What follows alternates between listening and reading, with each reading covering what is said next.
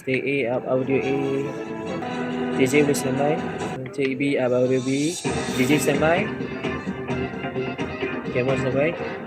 Swing JJ mix to Mr. JJ. Q. Mr. Cameron.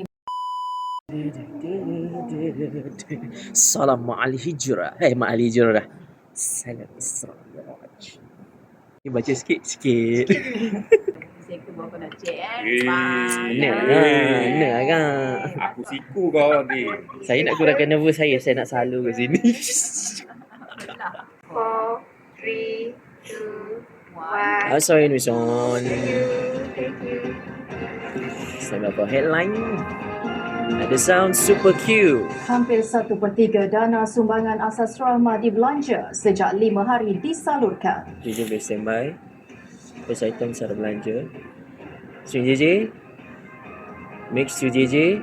Q. Assalamualaikum, Mix to salam Malaysia Madani. Saya Farhatul Lachata Osman. Sumbangan asas rahmah SARA bulanan yang disalurkan. Cik B. Q. Ketua Setiausaha Perbendaraan Datuk Johan Mahmud Merikan berkata, usaha mikro, kecil dan sederhana PMKS tempatan. Next week Sarah Bujang. Take reader. Q.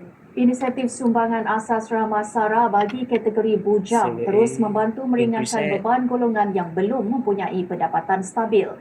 Sejumlah rencana Okay. RPM Next Selatan FM. Ada sound. Cik Game 3. Q. Kelantan FM perlu terus menghasilkan kandungan siaran yang dekat dengan komuniti setempat. Next luar negara. Dari segi itu dia punya impact on the 25%.